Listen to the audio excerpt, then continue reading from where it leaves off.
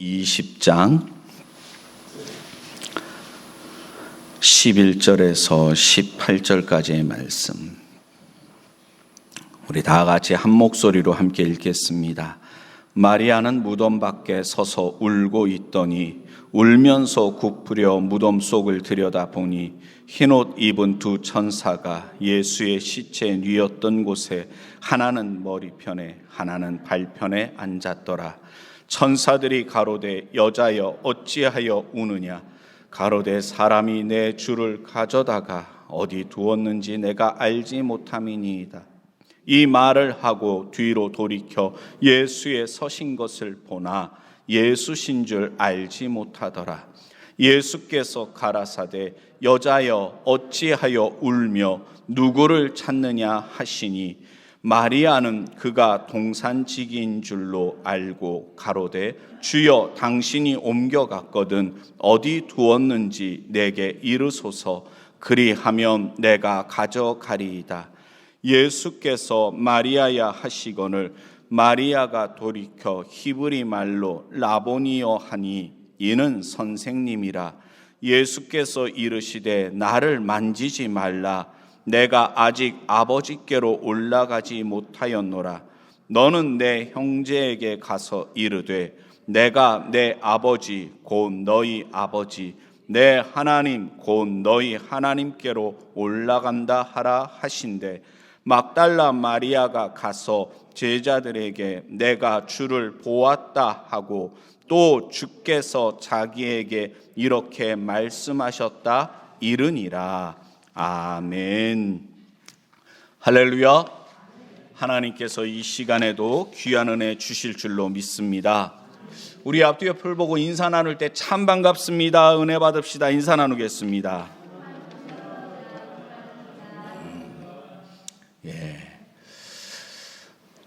저번 주가 부활주일이었습니다.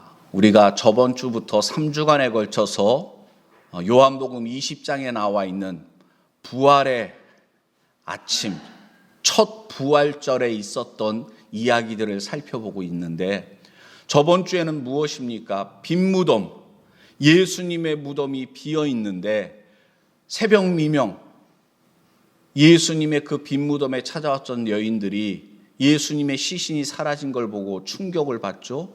그리고서 베드로와 요한에게 찾아가서 예수님의 무덤이 비었다, 그 얘기를 듣고 베드로와 요한이 달려와서 봤는데 무덤은 비어 있고 예수님의 몸을 싸고 있던 세마포 그리고 얼굴을 덮고 있던 수건은 그 자리에 그대로 있는 것을 봤죠. 부활의 분명한 증거인 빈 무덤과 그리고 예수님의 시신을 쌌던 세마포, 그것을 보고도 베드로와 요한 그리고 막달라 마리아를 비롯한 여인들은 예수님의 부활을 믿지 못하고 깨닫지 못했습니다. 왜 그랬습니까?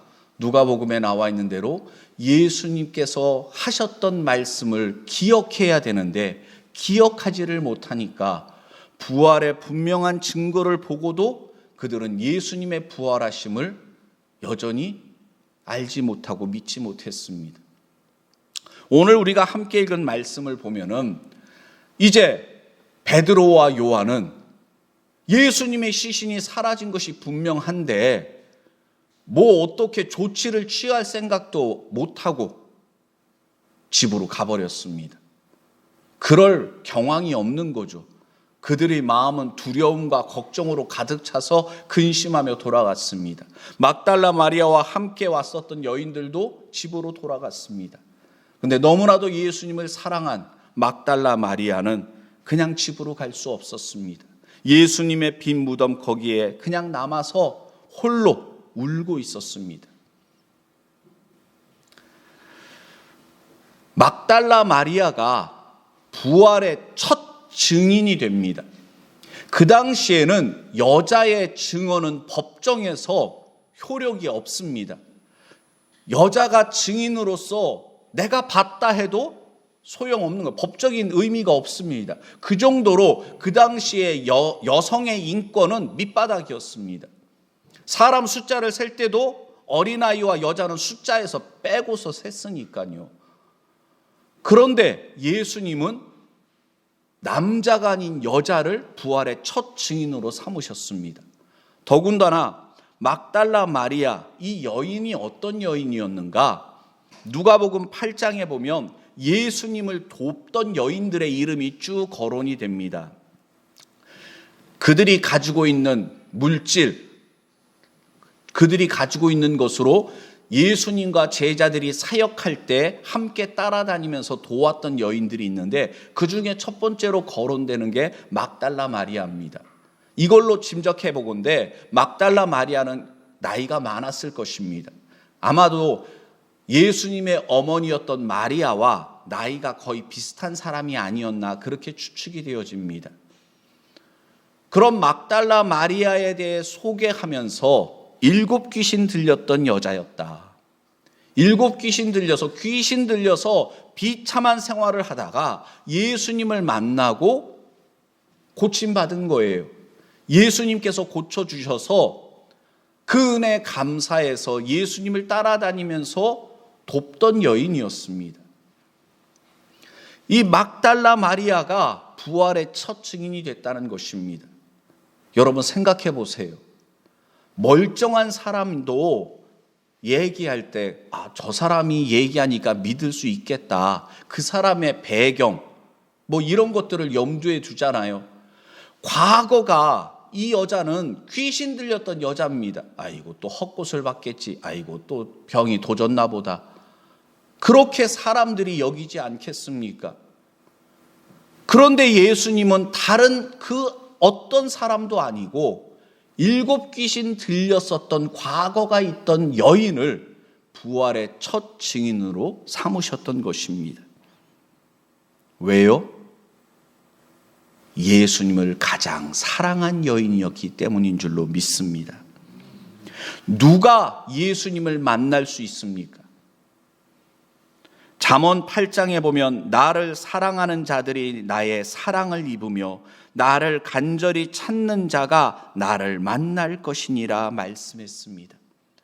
하나님을 누가 만날 수 있습니까? 간절히 사모하는 자입니다.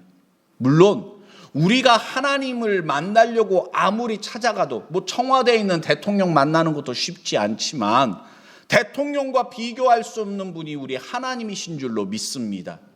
그런데 그 하나님을 우리가 무슨 수로 만날 수 있겠습니까? 우리의 노력으로는 불가능한데 성경은 말씀하는 겁니다. 하나님을 사랑하는 자, 하나님을 간절히 찾는 자를 하나님께서는 만나 주신다는 것입니다. 성도 여러분, 부활의 첫 증인으로 막달라 마리아가 될 수 있었던 것은 다른 어떤 외적인 조건이 아니라 가장 예수님을 사랑하고 그 예수님 때문에 눈물 흘릴 여인이었기 때문입니다. 그런데 오늘 말씀에 귀한 것이 뭐냐면 요한복음 20장 11절에서 막달라 마리아는 빈 무덤 앞에서 펑펑 울었습니다. 그런데 우리가 조금 전에도 읽었지만 18절 말씀 다시 한번 읽어보겠습니다. 18절 말씀입니다. 막달라 마리아가 가서 제자들에게 내가 주를 보았다 하고 또 주께서 자기에게 이렇게 말씀하셨다 이르니라. 아멘. 한번 따라해 주세요. 내가 주를 보았다. 내가 주를 만났습니다. 아멘. 빈 무덤 앞에서 눈물 흘렸던 막달라 마리아였지만 제자들에게 달려가서 내가 주를 만났습니다. 내가 주님을 보았습니다. 여러분, 기쁨의 외침을 외쳤던 것입니다. 혹시 오늘 막달라 마리아가 빈 무덤 앞에서 눈물을 흘렸던 것처럼 한 주간 정말 괴롭고 힘든 생활 속에서 살다가 이 자리에 나오신 분들이 계십니까? 예수님께서는 막달라 마리아에게 말씀하셨습니다. 마리아야, 어찌하여 울고 있느냐? 예수님 전에 천사들이 먼저 말했고 또 예수님도 막달라 마리아에게 똑같은 것을 말씀하셨죠. 한번 따라해 주시기 바랍니다. 마리아야, 어찌하여 울고 있느냐? 여러분, 이 마리아야 어찌하여 울고 있느냐, 이거를 두 가지 의미로 우리가 해석할 수가 있죠. 첫 번째 의미는 궁금해서 물어본다고 할 수 있잖아요. 야, 왜 울어? 뭐 때문에 우는 거야? 궁금해서 물어볼 수가 있습니다. 두 번째 의미로 우리가 해석할 수 있는데, 그것은 뭐냐면 울지 말라는 겁니다.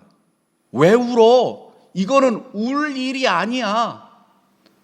첫 번째 의미가 아니라 두 번째 의미로 천사는, 예수님은 마리아에게 말씀하셨던 것입니다.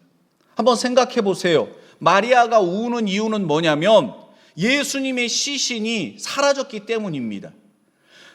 막달라 마리아와 여인들이 안식 후 첫날 새벽 일찍 예수님의 무덤에 찾아왔던 것은 부활하신 예수님을 만나기 위해서가 아니라 예수님의 시신에 향품을 발라드리기 위해서 갔던 거예요. 예수님께서 고난당하시고 죽으심으로 이제 다 끝났다고 생각했습니다. 이제 예수님 마지막 가시는 그 길에 유대인들의 장례 풍습에 따라서 향품 발라드리려고 갔던 거예요. 그런데 그들의 기대와 바램은 여지없이 무너지고 예수님께서 죽으신 것도 원통하고 답답하고 슬픈 일인데 예수님의 시신마저 사라져버린 거예요. 여인들은 도둑 맞았을 거라고 생각했을 겁니다. 왜냐하면 예수님의 무덤이 부자의 무덤이었거든요. 예? 아리마대 사람 요셉은 부자였습니다.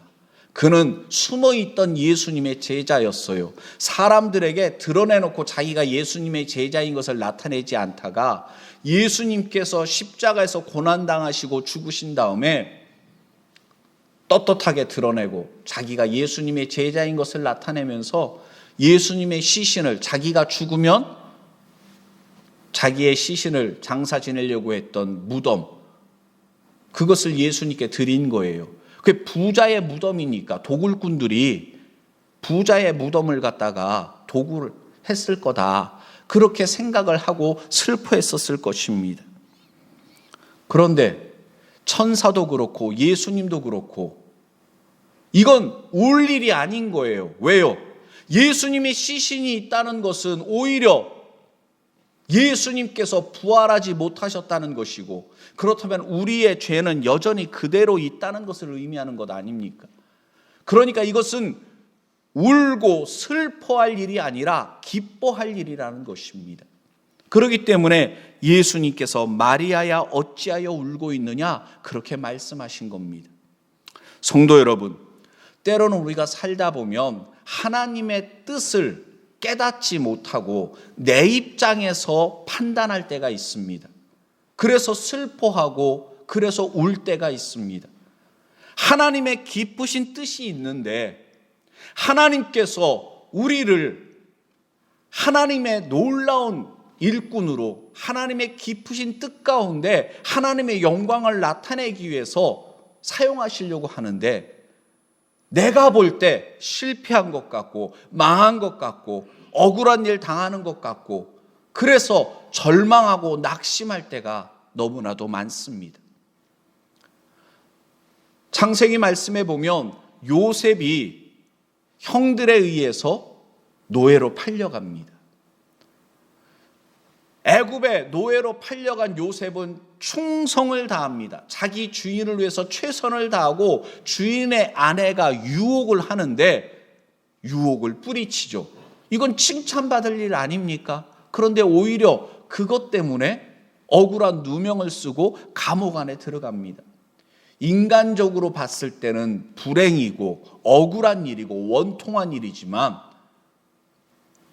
요셉이 형통하였더라, 성경은 그렇게 말씀합니다. 이 형통은 하나님의 뜻대로 착착착 이루어져 간다는 뜻입니다. 중요한 것은 무엇입니까? 내 바램대로 되는 것이 아니라, 내 뜻대로 되는 것이 아니라 하나님의 뜻이 이루어지는 것이 중요한 줄로 믿습니다. 내 관점에서, 내 입장에서 바라보면 안 됩니다.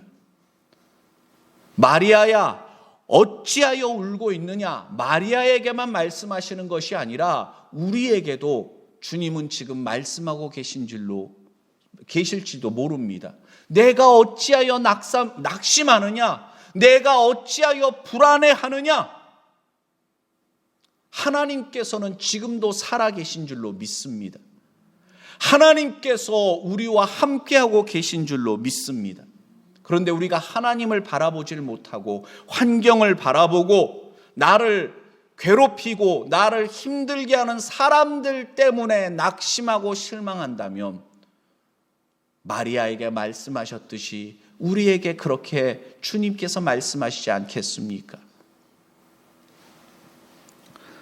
성도 여러분, 막달라 마리아는 누구보다도 예수님을 사랑했습니다. 그래서 차마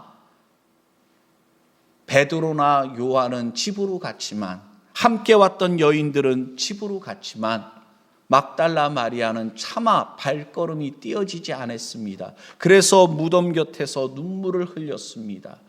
여기까지는 참 좋아요. 그러나 막달라 마리아는 예수님께서 고난당하시기 전에 예수님께서 분명히 여러 번 고난당하시고 죽으실 것을, 그리고 부활하실 것을 말씀하셨지만 말씀을 잊어버렸기 때문에, 기억하지 못했기 때문에 이렇게 낙심하고 울었던 것입니다. 우리가 신앙생활 함에 있어서 성실하게 열심히 주일 성수하고 하나님께 11조 생활하고 여러 가지 한다 할지라도 말씀을 의지하지 않으면 마리아와 똑같이 낙심할 수밖에 없습니다. 또 한 가지 여기서 말씀을 보면은 예수님께서 막달라 마리아에게 말씀을 하시는데, 막달라 마리아는 예수님의 음성을 듣고도 예수님을 보고도 예수님인 줄 알아보지를 못합니다. 그냥 동산지기인 줄로 그렇게 여겼습니다.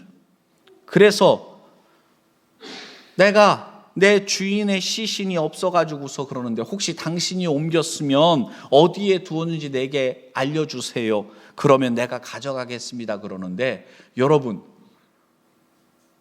혹시 운구해 보셨습니까? 저는 제 친구 어머니께서 돌아가신 적이 있었을 때 친구들과 같이 운구해서, 그때는 진짜 산까지 관을 들고 올라갔었거든요. 중간에 여러 번 쉬어야 했습니다. 너무 힘들더라고요. 그런데 여자가, 젊은 사람도 아니고 막달라 마리아가 예수님의 시신을 돌려받으면 가져갈 수 있겠습니까? 정신이 없는 겁니다. 정신이 없어요. 그래서 지금 예수님도 알아보지 못하고 혹시라도 당신이 어디다 뒀으면 나한테 알려주세요. 내가 그 시신 가져가겠습니다. 이런 말도 안 되는 이야기를 하고 있는 것입니다. 그런 막달라 마리아를 예수님께서 어떻게 하십니까? 16절 말씀 우리 다시 한번 함께 읽어보겠습니다. 16절 말씀입니다. 예수께서 마리아야 하시거늘 마리아가 돌이켜 히브리 말로 라보니여 하니 이는 선생님이라. 아멘.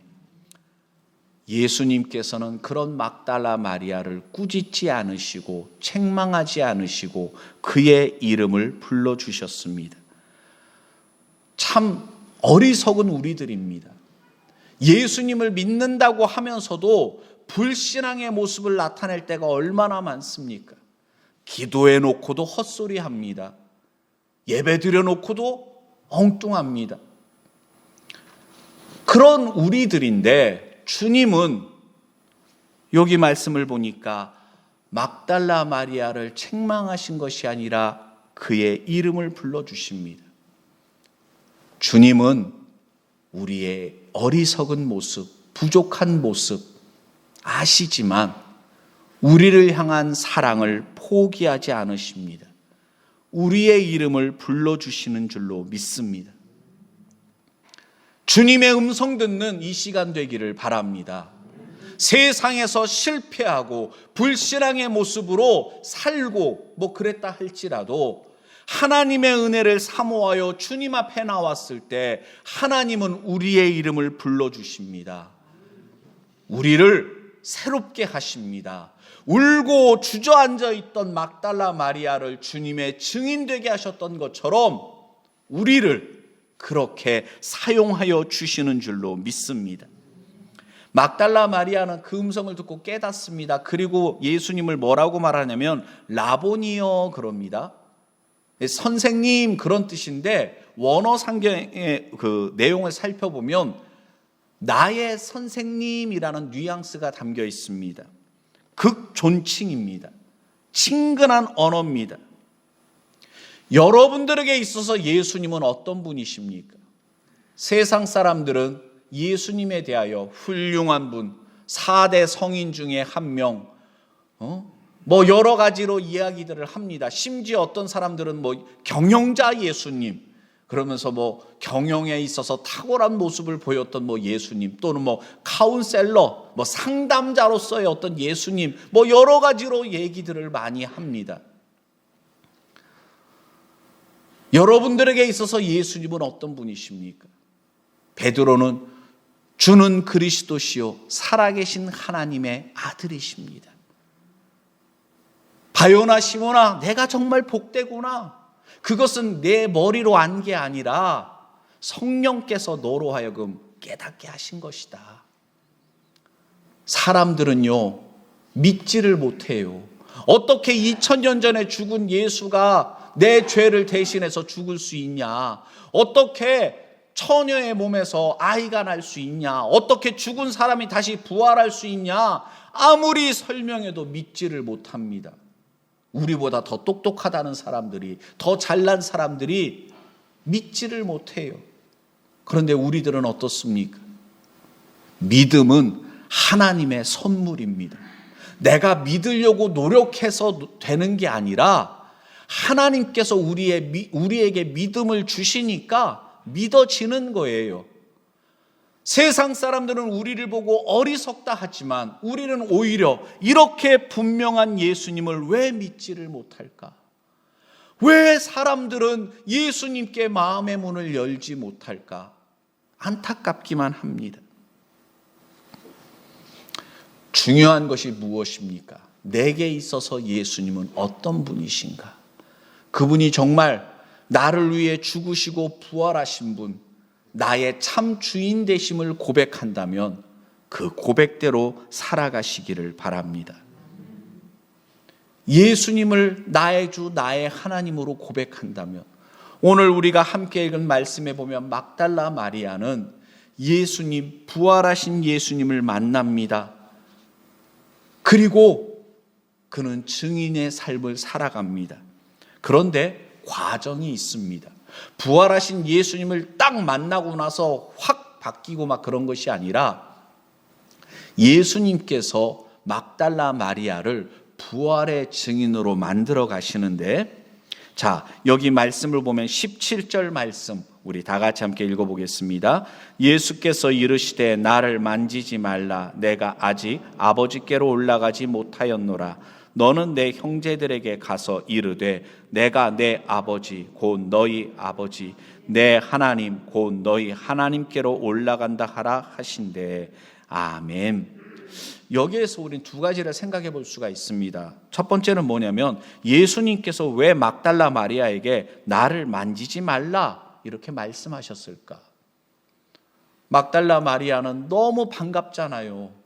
예수님께서 살아서 자기에게 나타나셨으니 얼마나 기쁩니까? 그래서 예수님을 꽉 붙잡았던 것입니다. 우리는 그냥 한글 개역 성경으로 보면 예수님께서 나를 만지지 말라, 야, 이거 좀 너무하신 거 아닌가? 반가워서 예수님을 손이라도 잡아보려고 그러는데 내 손 잡지 마라, 이렇게 말씀하신 게 아닌가 오해할 수도 있는 대목인데, 원어 성경으로 살펴보면은 이것이 무슨 의미를 갖고 있냐면, 만지지라는 것이 합투라는 단어가 번역됐는데 현재형으로 쓰여진 말입니다. 그러니까 막달라 마리아가 예수님의 손을 잡으려고 하니까 내 몸에 손대지 마라, 내 손 잡지 마라, 그런 것이 아니라 막달라 마리아는 이미 뭐하고 있다고요? 예수님 붙잡고 있는 거예요. 네? 예수님 놓지 않으려고. 여러분들도 그렇지 않겠습니까?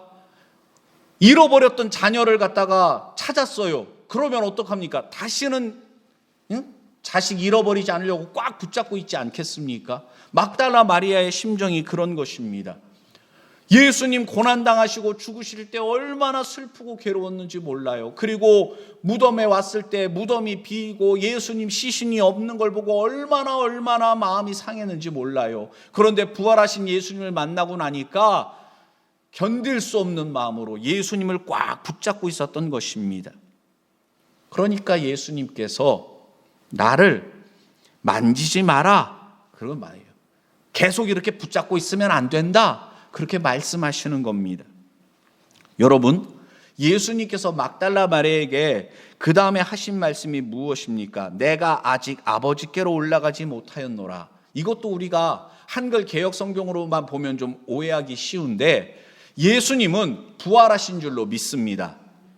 그런데 부활하신 예수님은 막달라 마리아의 바램대로 이제 다시는 떠나지 않고, 다시는 어떻게 하지 않고 계속 함께 계시는 것이 아니라 승천하십니다. 하나님께로 가셔서 우리를 위해 처소를 예비하십니다. 그리고 처소가 예비되면 약속하신 대로 구름 타고 다시 오신다는 겁니다. 예수님은 막달라 마리아에게 말씀하고 계신 겁니다. 내가 아버지께로 가야 된다. 내가 승천해야 된다. 너는 계속 날 붙잡고 이러고 있으면 안 된다는 것입니다. 베드로도 그런 얘기한 적이 있었죠. 예수님께서 변화산에서 기도하시다가 누구를 만납니까? 모세와 엘리야를 만나고 얘기를 나누고 그런 장면을 보니까 황홀합니다. 여기가 좋사오니 여기다 초막을 짓고 그냥 살았으면 좋겠습니다. 근데 예수님은 그 변화산에서 머물러 계실 수가 없는 겁니다. 내려오셔서 고난당하시고 죽으셔야만 했던 것입니다. 우리가 부흥 집회라든가 뭐 이런 때 은혜 받으면 여기가 좋사오니 그럴 수 있습니다.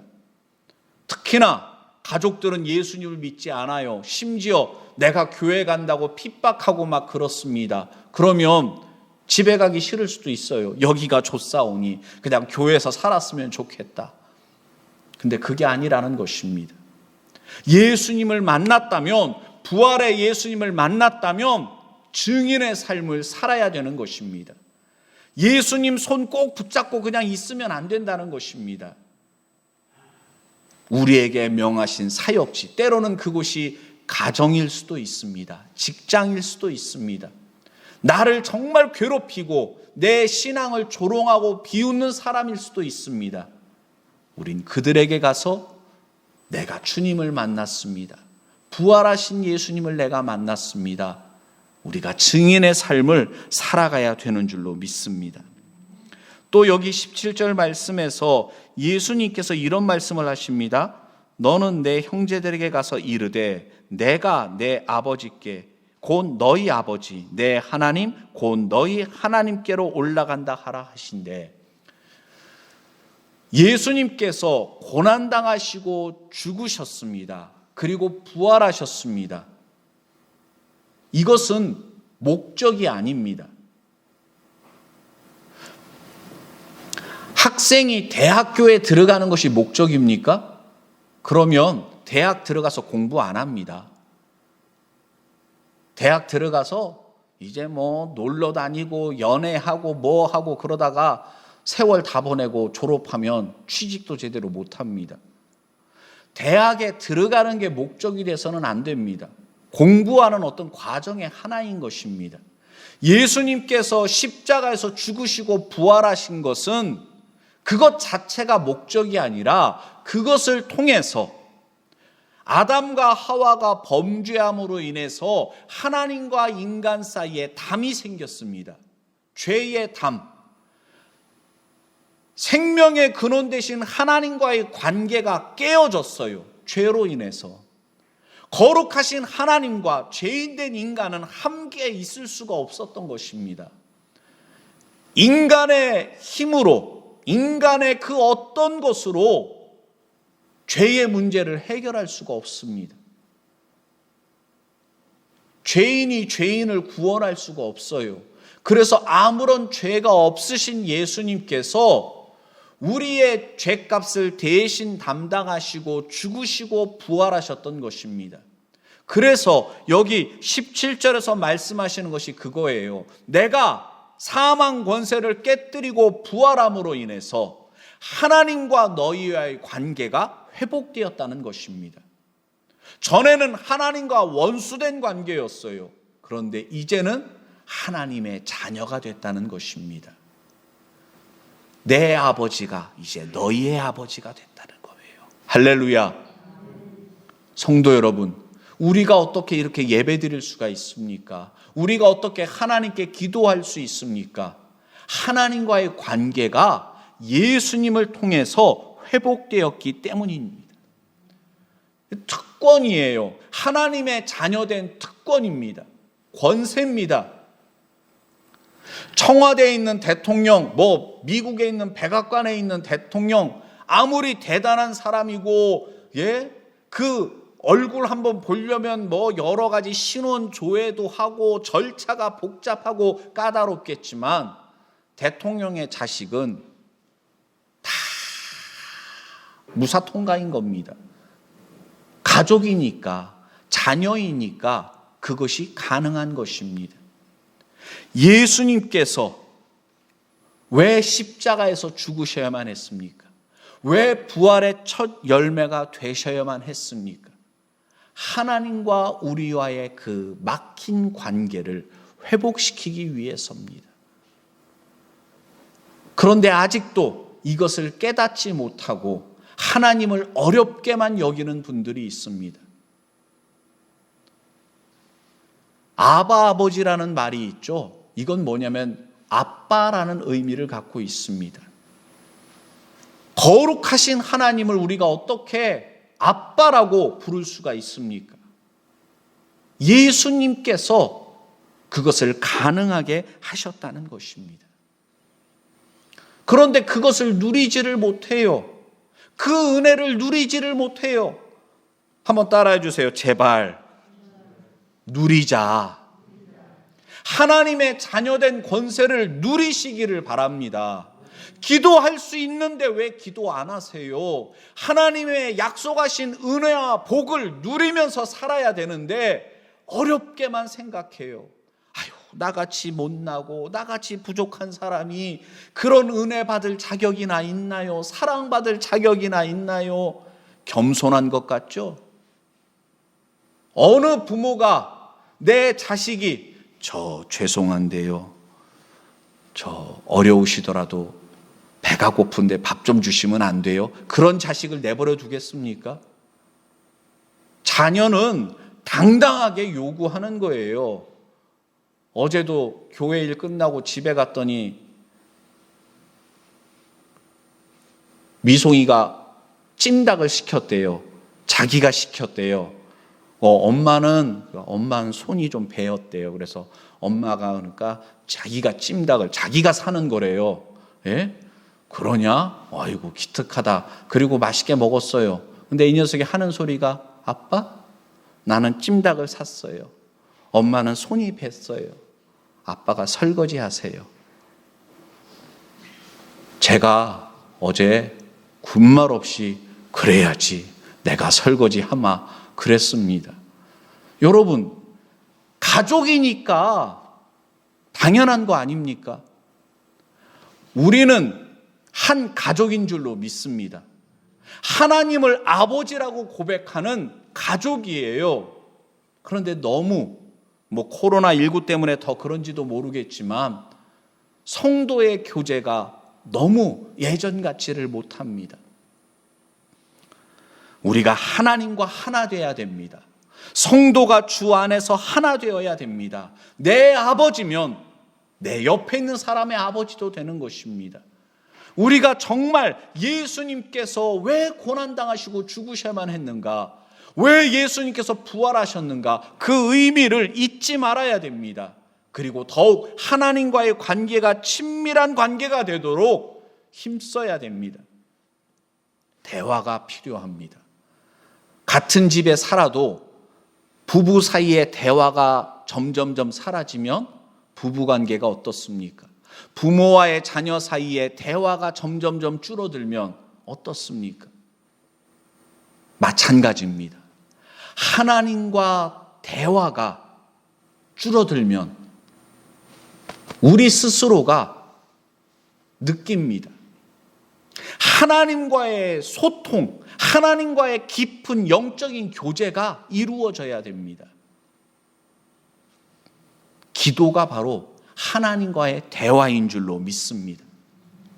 한번 따라해 주세요. 우리에게는 대화가 필요합니다. 하나님과의 대화가 부담이 되십니까? 여러분, 기도는 어려운 게 아니에요. 하나님과 대화를 나누세요. 그리고 내가 하고 싶은 말만 쏟아내지 말고 하나님의 음성을 듣는 자가 되시기를 바랍니다. 성경 말씀을 통해서 나를 향한 하나님의 뜻이 어디에 있는가 알고자 노력하셔야 됩니다. 그래야 하나님과 소통이 이루어지고 생명의 근원 되신 하나님과 우리와의 관계가 잘 이루어지면 여러분, 아무리 환경이 어려워도 세상이 줄 수 없는 기쁨으로 충만하게 됩니다. 세상에서 얻을 수 없는 평강으로 가득하게 되는 것입니다. 마지막으로 18절 말씀 우리 함께 읽어보겠습니다. 막달라 마리아가 가서 제자들에게 내가 주를 보았다 하고 또 주께서 자기에게 이렇게 말씀하셨다 이르니라. 아멘. 자, 여기 말씀에 보면은 막달라 마리아가 증인으로서 제자들에게 가서 내가 주님을 만났습니다, 보았습니다 그렇게 이야기를 하는데 여기서 이르다라는 표현으로 되어 있습니다. 17절에도 나와 있고 18절에도 이르다라는 의미가 이르되 내 형제들에게 가서 이르되 그렇게 되어 있고 여기 18절 맨 마지막에 이르니라라고 되어 있잖아요. 그런데 원어 성경으로 보면은 각각 다른 단어가 사용되어졌습니다. 그래서 17절에서 여기서 그 말하다라는 의미를 가진 에이폰이라는 단어가 쓰여졌고요. 18절에서는 앙겔로라는 단어가 사용이 되어집니다. 차이가 있습니다. 그게 뭐냐면 17절에서는 그냥 말하다 그런 의미만 쓰여졌다면 앙겔로라는 단어는 공식적인 내용을 발표하거나 다른 사람에게 말을 전하는 것입니다. 그러니까 막달라 마리아가 제자들에게 가서 내가 주님을 보았습니다라고 말했다는 것은 공식석상에서 청와대 대변인이라든가 어떤 정당의 대변인들이 공식석상에서 발표하는 게 있잖아요. 그런 거와 마찬가지라는 것입니다. 막달라 마리아가 제자들에게 내가 주를 보았습니다라고 말하는 것은 바로 공식적인 내용을 발표하는 것과 같은 의미로 사용되어졌다는 것입니다. 제가 설교 서두에도 말씀드렸지만 막달라 마리아는 여인이었습니다. 그리고 7 귀신 들렸던 과거가 있던 여인이었습니다. 그런데 그런 막달라 마리아를 예수님께서는 자신의 대변인처럼 사용하셨다는 것입니다. 오늘날에도 마찬가지입니다. 사람들은 우리 껍데기를 봅니다. 내 학벌을 봅니다. 내 배경을 봅니다. 심지어 얼굴이 잘생겼나 못생겼나 그것도 따집니다. 그러나 예수님은 누구를 사용하십니까? 예수님을 막달라 마리아처럼 사랑하는 사람, 예수님의 말씀에 순종하여 담대히 가서 증거하는 사람을 통해서 하나님은 지금도 죽어가는 사람들을 구원하신다는 것입니다. 천국의 대변인으로, 부활의 첫 증인으로 막달라 마리아를 사용하신 주님께서 오늘 우리도 그렇게 사용하기를 원하고 계신 줄로 믿습니다. 그러므로 성도 여러분, 새로운 한 주간 막달라 마리아처럼 외치는 자가 되시기를 바랍니다. 내가 주님을 만났습니다. 내가 주님을 만나고 내가 부활하신 예수님을 통해서 변화되었습니다. 내가 전에는 7 귀신 들렸던 여인이었는데 내가 부활하신 예수님을 만났습니다. 막달라 마리아가 기쁨으로 외쳤던 것처럼 우리가 그렇게 살아가기를 원합니다. 마가복음 16장에 또 가라사대 너희는 온 천하에 다니며 만민에게 복음을 전파하라 말씀하셨습니다. 때를 얻든지 못 얻든지, 내 형편이 좋든지 나쁘든지 우리는 순종하여 막달라 마리아처럼 살기를 원합니다. 기도드리겠습니다.